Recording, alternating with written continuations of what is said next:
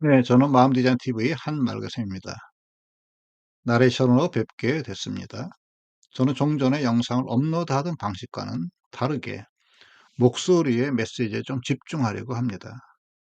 귀 기울여 듣는 이야기들 속에서 여러분들의 마음이 잘 디자인되기를 간절히 바랍니다. 목소리로만 인사드리는 점 너그러이 이해 부탁드립니다. 그럼 지금부터 오늘 여러분과 나누고 싶은 이야기를 시작하겠습니다. 용서의 순서에 대한 치명적인 착각. 네, 시청자 여러분. 만약에 여러분이 피해 배우자라면 외도라는 지옥 같은 고통의 터널을 지나고 계시겠지요. 근데 이런 모든 분들이 겪는 치명적인 착각이 있습니다. 그것은 바로 용서의 순서에 대한 근본적 오해입니다. 우리들은 대부분 이런 고통을 겪게 되면 이 고통을 끝내기 위해서 반드시 배반한 배우자를 용서해야 된다고 믿는 것 같습니다.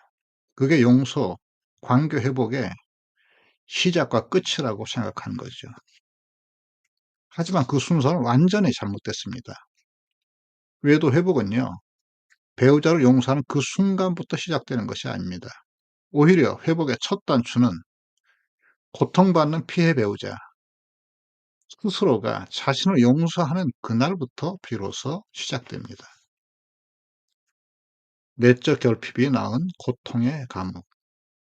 얼마 전에 비대면 상담을 한 40대 후반의 아내분이 이렇게 얘기를 했습니다. 남편이 무릎을 꿇고 사과를 했다는 거죠. 남편은 돌아왔고 재벌 왕도 약속을 했습니다.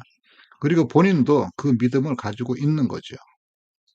하지만 아내분은 매일 밤 잠들지 못하고 불안과 의심 속에서 남편의 휴대폰에서 그의 지난날의 행적을 뒤적거리면서 밤을 지새우는 거죠. 그녀는 눈물을 흘리면서 이렇게 고백했습니다. 제 남편은 이제 아무것도 안 해요. 그냥 저만 끝없이 비난과 방어기제 속에 갇혀서 스스로를 정서적으로 학대하는 느낌이 듭니다. 저는 저를 완전히 잃어버린 것 같아요. 외도로 인해 시작된 고통이 나를 놓아주지 않고 나를 괴롭히고 내 자유를 억압하는 나 자신의 고통으로 변질된 것입니다. 이것이 바로 외도의 피해 배우자가 겪는 가장 슬프고 깊은 외로움입니다. 배우자와 연결되지 않는 소통 부재의 깊은 골이 결국 자신과의 소통마저 끊어버리는 고독의 감옥이 되는 겁니다. 배신감과 신뢰 상실을 넘어 모든 것을 잃어버린 것 같은 상실의 슬픔이 피해 배우자를 지배하는 거죠. 외도가 파괴한 삶의 영역들. 외도는 단순히 결혼 생활에 금을 가게 하는 것을 넘어섭니다.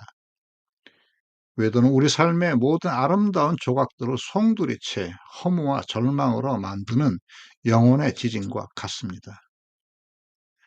매일 불안과 공황장애 문턱을 넘나듭니다. 그리고 집착의 굴레에 갇혀버리는 거죠.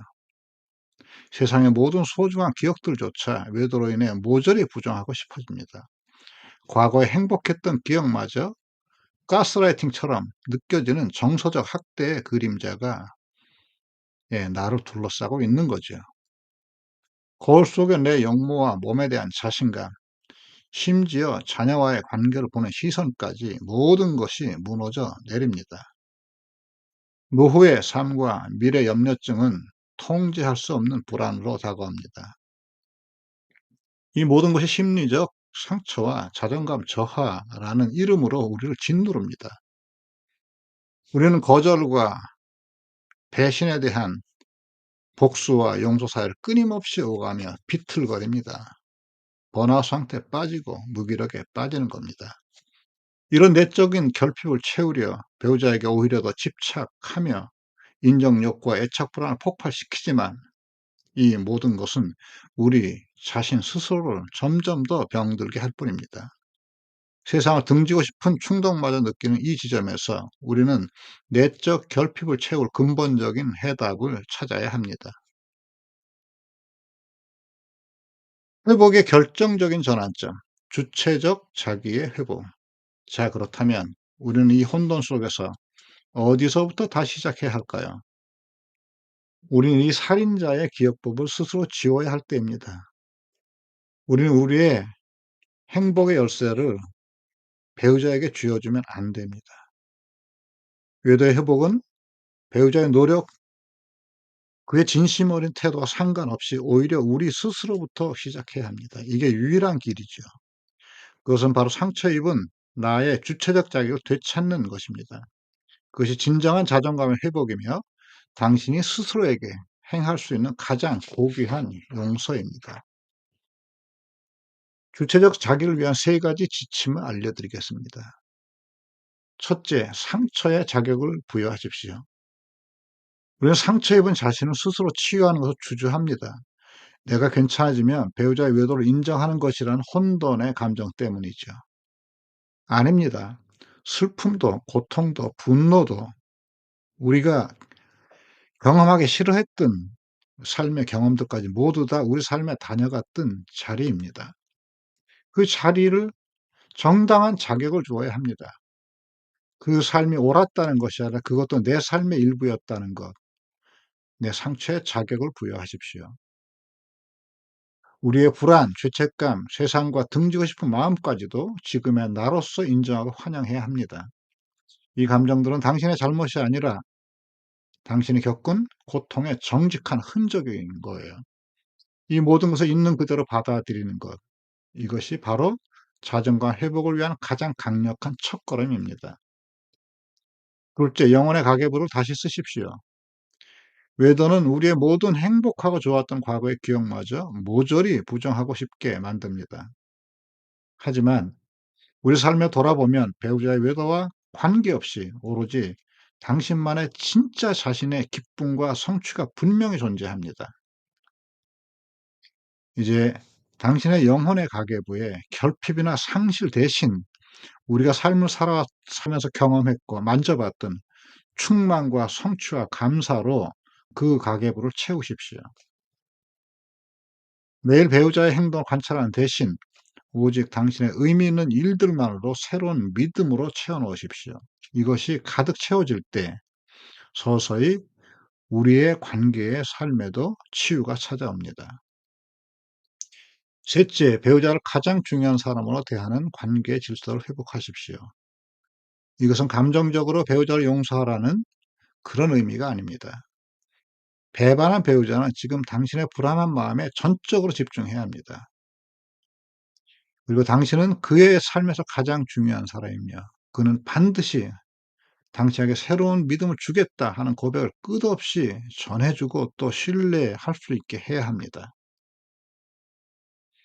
피해 배우자는 이제 타인의 시선이나 갈등, 다툼 반복을 멈추고 그 격려를 믿고 자신의 마음을 다스리는 방법을 피해 배우자가 찾아야 하는 것이죠.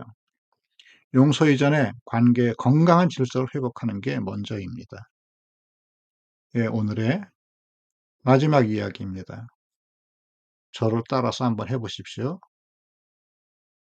가슴에 손을 얹고 위로하듯이 따뜻하게 터치해 주면서 당신 내면에 이런 말을 들려주세요. 환영합니다. 받아들입니다.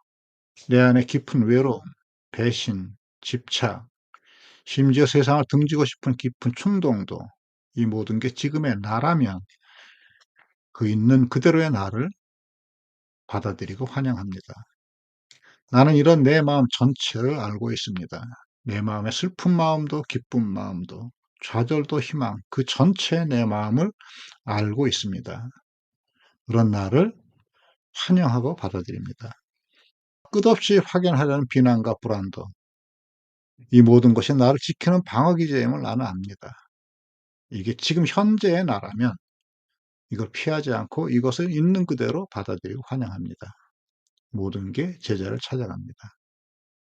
나는 내 마음을 바꿀 수 있으며 지금 여기에 펼쳐진 나의 삶이 매일 새롭게 펼쳐진다는 것을 나는 믿습니다. 나는 내 마음을 고요하게 평화롭게 가질 수 있습니다. 나는 내 마음을 환영합니다. 이렇게 스스로를 반복해서 위로해 주십시오.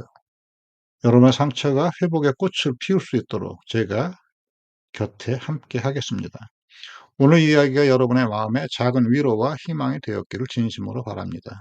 구독으로 저와 동행을 이어가 주시길 바라며 도움이 필요하신 분은 고정 댓글에 상담 전화가 있습니다. 비대면 상담을 위주로 상담이 진행됩니다. 네, 오늘 여기서 인사드리겠습니다. 고맙습니다.